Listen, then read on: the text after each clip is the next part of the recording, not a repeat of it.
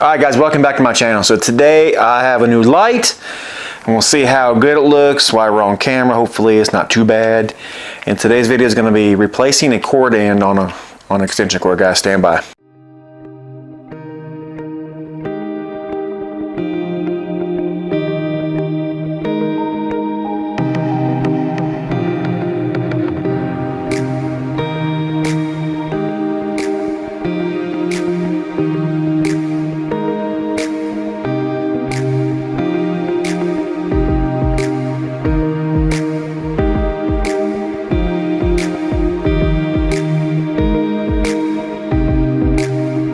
Alright guys, before I show you how to replace this cord end, this is going to be a male, by the way. Male always sticks out, obviously male.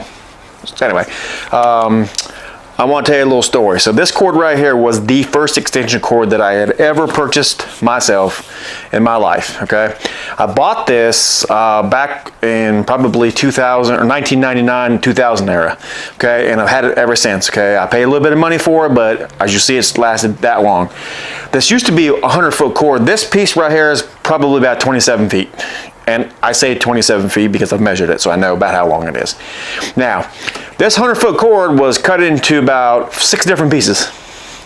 How do you ask? Well, my wife got the bright idea to help me one day, which I was thankful for, not then, but now, that she was going to go out and she was going to cut the grass while I was at work one day. Well, this cord so happened, I had it strung through my yard, and the grass was, you know, a little high. Well, my wife, she didn't go out and look at the yard. See, we had dogs, and every time I mowed the grass, I had to go out and had to look to make sure that there was no rocks in the yard, no sticks in the yard, so on and so forth. Well, and I always picked up all my stuff. Well, I had this thing strung from the garage all the way around the house up into my basement because I had a crawl space because I had a light attached to it. Anyway, she ran over with the lawnmower, and when I got home, this cord was stretched all over the fence, and I was like, what in the heck?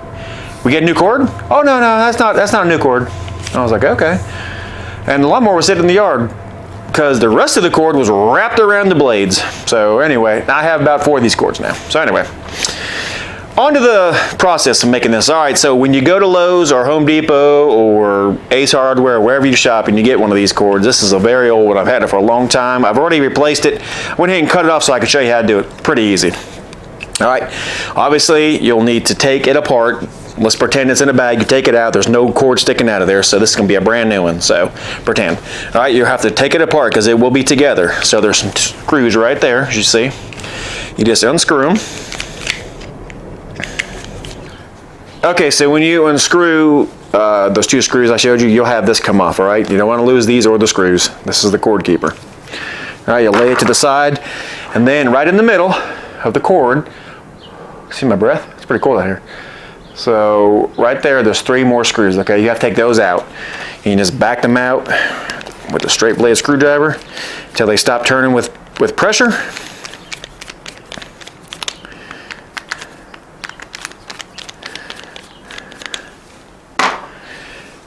And you wiggle it off. Now, obviously you're going to have no wires on yours like there is on mine. Okay, so I'm going to show you real quick. I took all the cord back out, so this is going to be just like a brand new one, okay? You'll unscrew all your screws, you'll take them out, right? Lay them aside. You'll take the blue cord keeper off. So it'll go either way. It really doesn't matter which one you take off. It's not a big deal. Right, you'll unscrew these screws right here like I showed you, okay? You'll wheel it off, and that's what you'll be left with, okay? Pretty cut and dry. Now, while I have it off, I'm going to show you right here, okay? So that's the gold screw, as you can see. Hopefully it zooms in good enough. That is the silver screw.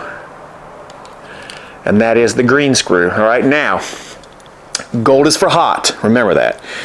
Silver is neutral, or your white wire. Green is for ground, or the green. And if you use a piece of Romex, which I don't recommend doing, but that would be your bare wire. But more than likely it would be green, just like the colors, okay? So depending on what happened to your cord, like a lawnmower run it over, weed eater, what have you, you want to make sure, go down your whole entire cord, make sure that there's no more cuts and nicks in it. Because that could be important. I mean, it could mean you getting shocked or laying in water or what have you. So after you do all that and you're sure, you're 100% sure that everything's in good shape.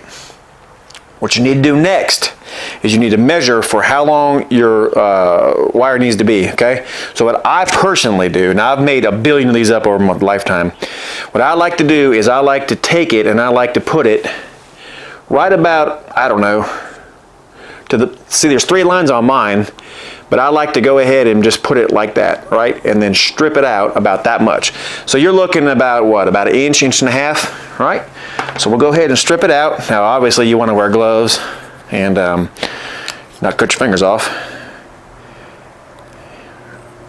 You can use a razor knife if you want to. Now I'm a trained professional here, so we're going to try not to cut myself. Now it's chilly out here. It's probably about 45 or so in here, and you can see my breath.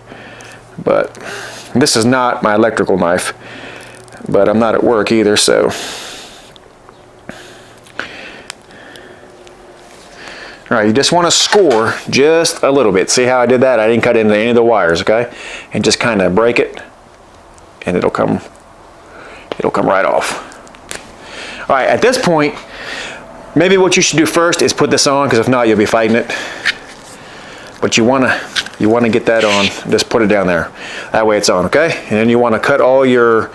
Some of these cords have insulation. Some of them do not. This one's an old one, and I don't have any new ones to say for sure. But I'd say they probably all have some kind of an insulation on them, okay? So you want to go ahead and you'll want to go ahead and cut the insulation off, because you don't need this for nothing. You don't need this for nothing. I'm sure somebody will correct me on that terminology. All right, so what you're left with is 3 wires. Now this is another 12 gauge wire, because this is a heavy duty cord. All right, then you want to take a pair of strippers and you want to strip it.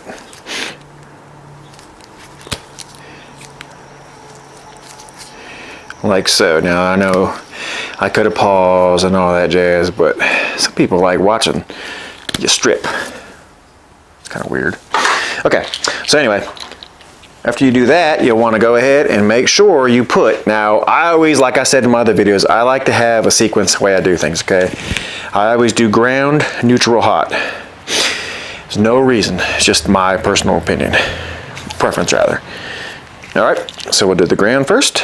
So these look like blades, okay? And when you screw them, they tighten down on the wire, kind of like a GFI. If you've never done GFI, well then, it's kind of like just 2 plates going together with a screw on the end of it. Okay, and I like to twist them because sometimes they get a little frayed. And I like to go ahead and just stick it right in. All right, now, when I put it in like this, I like to have it so I know that the neutral and the ground are going, or neutral and the hot are going in next. So it's perfect. Everything is lined up. So you could tighten up like this, and you got to spin it all the way around. Tighten up like, so you could tighten up like that. Now you can see a little better. But if you tighten up like the way it's going to sit, you don't have to jeopardize the wire and have it all frayed up inside the cord. All right, so I'm just going to take it and I'm going to screw it together. Tighten up rather. All right, so you want to get it pretty tight. Don't squeeze or tighten down so tight where you're going to just break the screw and everything off, because you don't want to do that. But you do want it tight, because loose connections is bad news. All right, so with the wire already lined up for the next hole, you just put it right on in the hole. All right, just put it right on in the hole and you tighten it up. Remember, white goes to silver. All right, you just want to tighten her up. All right, and then the black. It goes right on in. I mean, just like it's supposed to be there.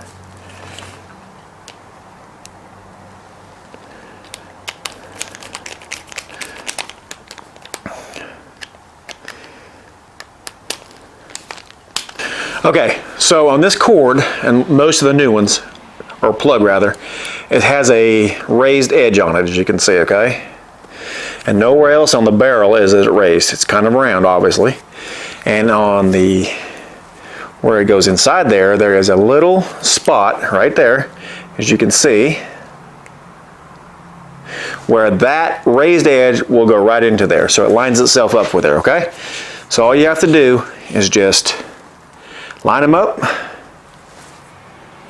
And what I do, I just hold where the cord goes in and just pull it in.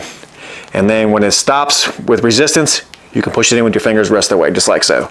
That's it, okay? Now if you want, now see, this is important. You see how there's no wire showing right where the cord keeper is going to hold? You definitely want that. Now you might say, well, how much did you strip? Well, I measured it. It is just about 1 inch and 1/16 what I cut off there. So now all the cords are going to be a little different. You just have to play with it, okay? But you don't want, when you put this cord keeper on here, you want there to be this insulation, right? Not the wire, okay? That's important because you don't want to pinch your wires. I mean, it's not going to hurt anything if you do, but it looks bad. All right, your next step, what you do is you take your screwdriver and you take those 3 screws that are sticking up and you just screw them down. Now, this is just plastic, guys, so you don't want to screw till kingdom come, okay? Don't screw them all the way in at first. Kind of just go around, kind of like you do in lug nuts. Just tighten them up just a little bit. And then the final one, you can go ahead and tighten it down. You'll know when to stop. I mean, you should be able to figure out, the pressure. It's, it'll kind of stop itself. You don't want to go past that because it's not going to come loose. Okay, this is not where all the pressure is going to be. The cord keeper, the blue things you put on there, that's where it's really going to hold all of the pressure. Okay. All right, so the next thing you'll do is you'll put the cord keeper on. Now, like I said, it only goes one way, but it doesn't really matter because you can't put it this way at all. You see, it won't fit on there. So you'll know because it'll slide only one way. So you put it on. All right, like so. You make sure the cord is in there, good.